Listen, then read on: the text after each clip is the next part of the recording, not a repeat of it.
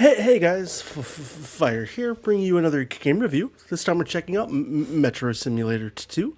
This game is developed by Kishmish Games, 100 games, and published by Ultimate Games, and is available in the Xbox Store for a price starting at $20. Now, when this title does release, it will have a 20% discount, which honestly, it doesn't help this game too much.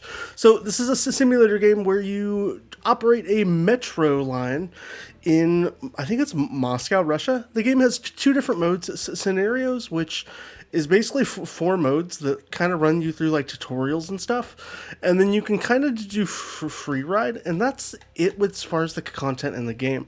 So we'll jump in just so you can kind of see a little bit of the first tutorials. So if you want to check out how it looks, there's two different metro lines that you can operate, and you basically play the game going through kind of operating your metro line and kind of giving people rides. So the way the game works is you kind of set up your trains. You have to completely memorize everything you're doing because the game doesn't remind you anything in terms of what you need to do to kind of get your train up and running. So you're going to have a lot of like pushing buttons and trying to figure out what you're doing as you kind of get off the ground, and it's very easy to forget what certain buttons on your train do and how to operate your train as an overall whole. So it's got very basic controls, and they're very simplistic with how the game operates, as you're gonna just be kind of driving these lines and going across different kind of questable areas. I'm going to kind of kick this back to the tutorial so you can see a little bit of that.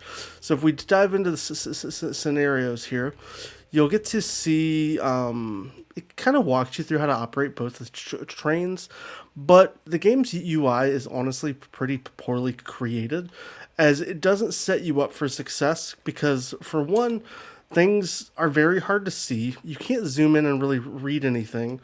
There's no language controls to help you establish how to operate your vehicles. So you're kind of just stuck in a sense with how things kind of work. You can walk around the trains a little bit, but what's visually here with the UI is honestly some pretty poor performance. You get kind of clipping through some of the animations. You get a very kind of boring and stale game that is just going to have you, for the most part, driving through a tunnel that doesn't give you any visuals because, let's be honest, you're stuck underground, so you're not really going to see anything while you're operating your metro line. And then it's kind of just, it's kind of boring, I'll be honest. Like, I really am a big fan of simulator games, and when you get stuck with options that don't give you a whole lot of freedom, or a tutorial that is kind of a little lackluster. Like, for example, here, let's look at this portion of the tutorial. The first time I played through this tutorial, I literally spent 20 minutes trying to figure out what I had to do next, because the little markers to tell you where to go are very hard to tell. So it's not this little marker here that you would think you need to click on. If you look all the way in the distance here, there's an arrow for teaching you how to do the next step. That is so impossible to see. So just with presented UI, it's very hard to kind of operate the game and really get through the different things within the game with how you're trying to learn how to play, and really to kind of teach yourself with kind of controls that are presented within the game. It's very poor. It doesn't explain the game very well, and then even when you start getting going, it's just very lackluster and uneventful along the way. As you can see here, like, I'm doing what the tutorial wants us to do, and it doesn't really kind of give you a lot of contextual content of how to you're like really playing the game.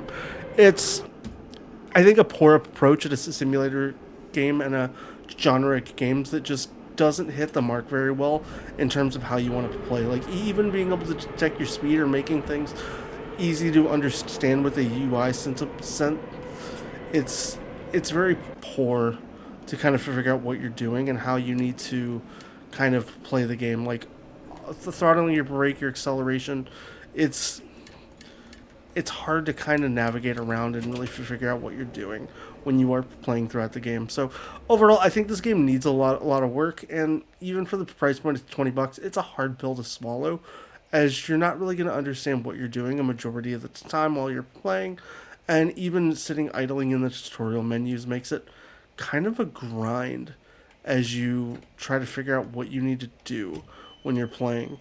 I think for me, definitely is going to be a game I don't recommend.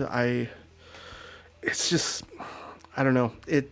I love simulators, and this is one that's kind of hard to love a bit. I look forward to seeing what other games Ultimate Games helps bring to the console, but I think for me, Metro Simulator 2 is definitely a swing and a miss.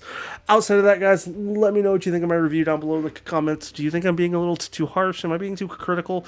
Or do you have any advice for me to maybe make the game a little better, in my opinion? Or anything you'd recommend changing? Outside of that, thanks for checking out my channel, and I hope to see you again soon.